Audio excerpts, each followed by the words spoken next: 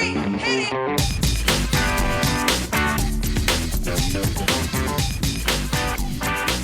Good morning, good afternoon, good evening, and welcome to today's Caffeine for the Soul.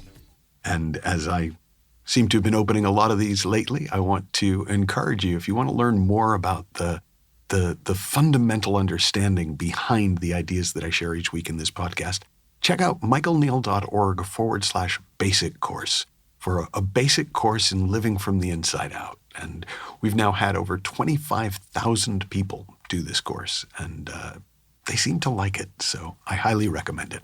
Today, I want to talk about something a little bit differently than you've probably heard it talked about before.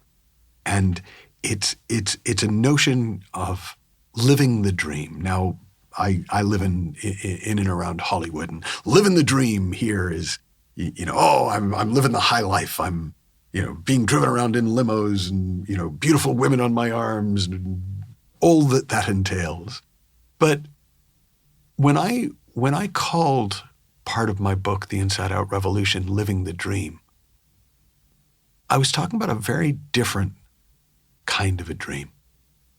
I was talking about the dream of life, the dream of our separate realities.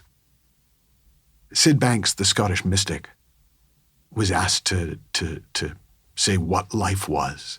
And he said, life is a divine dream, suspended between the boundaries of time, space, and matter.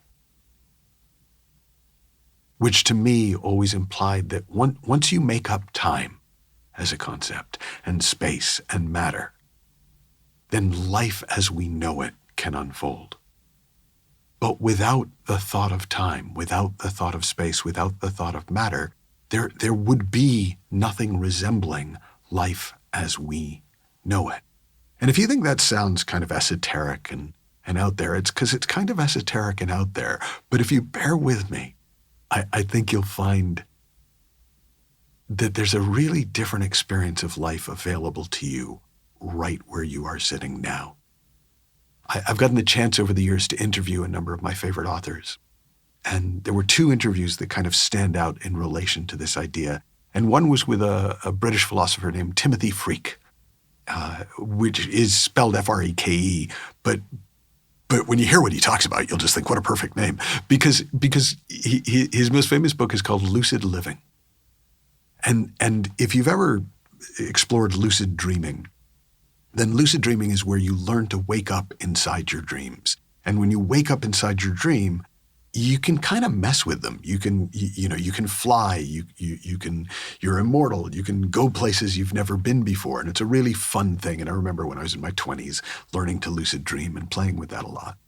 But his notion is that if life is a divine dream, if life is a simulation, then what if you could wake up inside the dream?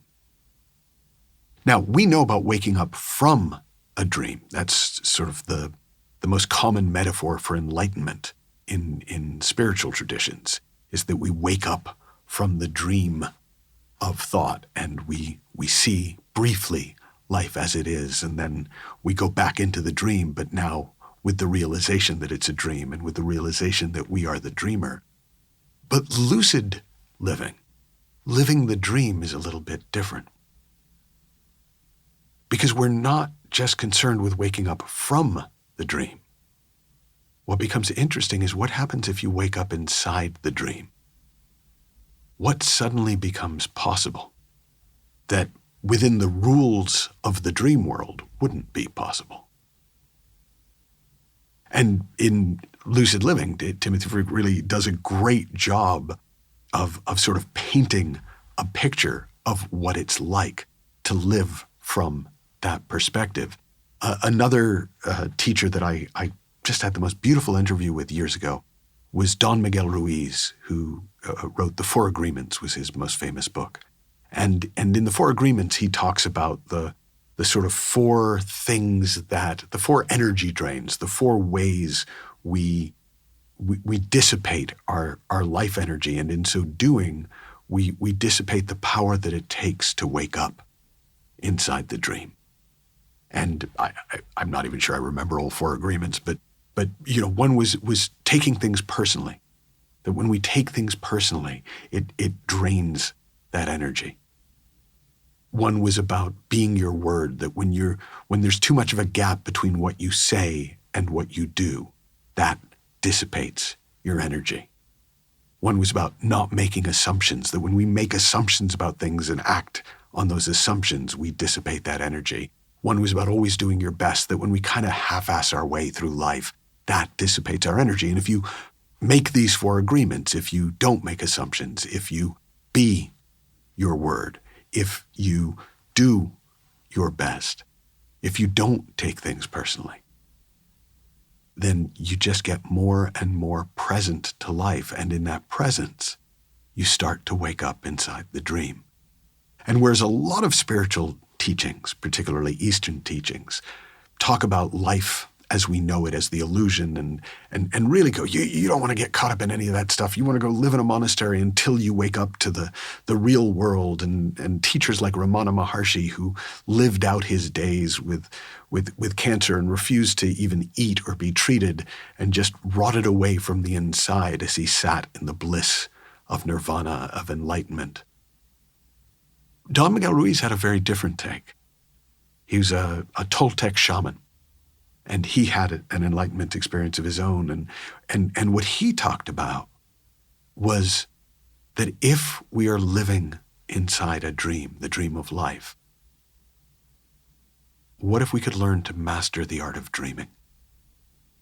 And so, to me, when I talk about living the dream, I'm talking about living consciously inside the dream of your own thought-created reality and seeing what becomes possible. Now, here's the little trick. Here's the little hint.